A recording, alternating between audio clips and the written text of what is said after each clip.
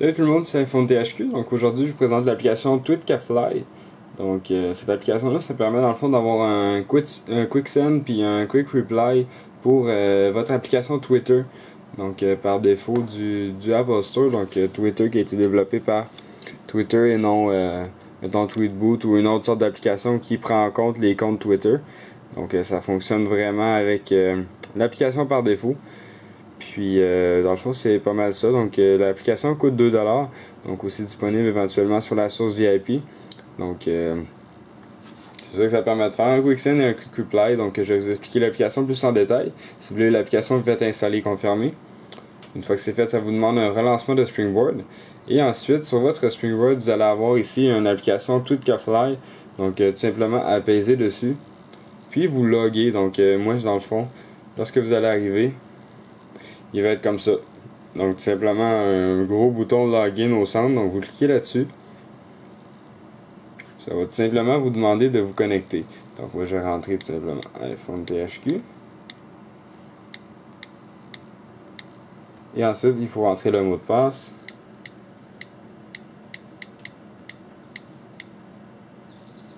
Et voilà, puis ensuite vous cliquez sur Authorize App.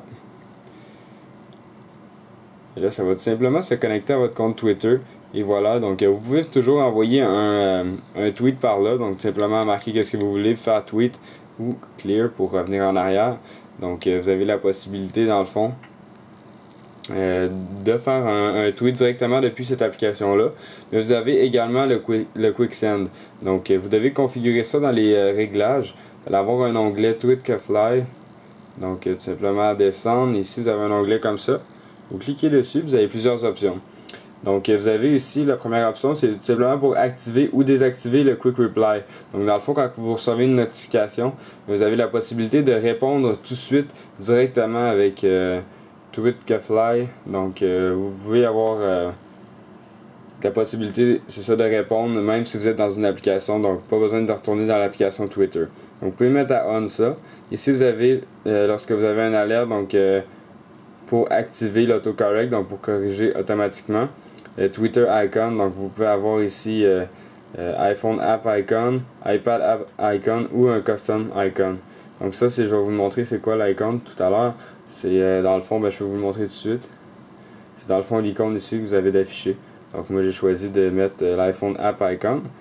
Ensuite vous avez to hide. Donc tout simplement vous pouvez choisir bouton or two taps, 3 taps or just button.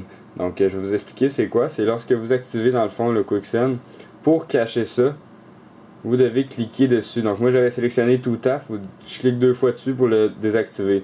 Vous pouvez avoir ici le bouton ou 2 taps. Si vous mettez ça à on, vous avez le bouton ici hide ou 2 taps. Just button, c'est tout simplement juste le bouton. Si je clique sur 2 taps, ça ne pourra pas le hide.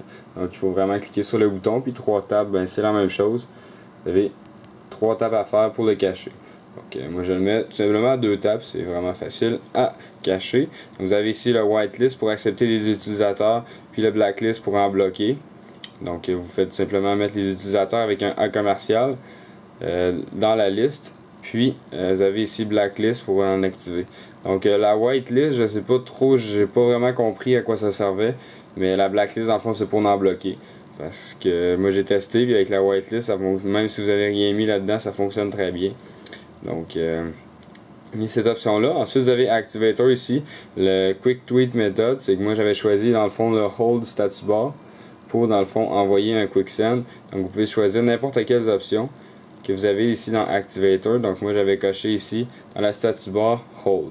Donc quand que je vais Hold ici, ça va tout simplement me donner la possibilité de faire un quick send. Et voilà. Là si j'écris quelque chose, j'ai la possibilité de faire un send pour envoyer depuis mon compte un tweet.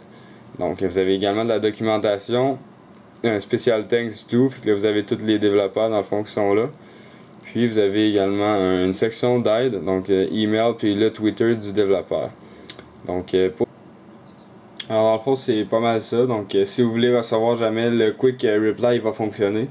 Puis dans le fond si vous recevez un Twitter, un tweet de quelqu'un, puis vous êtes dans une application ou sur votre Springboard, vous allez recevoir une notification, dans le fond un pop-up de TweetCaFly, puis vous allez avoir la possibilité de cliquer sur Send, puis de cliquer sur Reply, puis écrire votre message et ensuite cliquer sur Send. Donc directement lui répondre à la personne. Puis également, il y a quelque chose qui est plate, c'est que ça fonctionne pas sur le lock screen. Donc j'étais sur le lock screen, je me suis envoyé un Twitter, puis ça n'a pas fonctionné, mais ça fonctionne sur le Springboard, j'ai déjà essayé. Puis ça marche très bien. Donc dans le fond c'était ça, c'était iPhone THQ pour vous présenter l'application TweetCatFly. N'oubliez pas de vous abonner à mon canal de YouTube juste en cliquant en haut sur le bouton s'abonner. Et ça va vous permettre de recevoir toutes les prochaines vidéos que je vais mettre en ligne.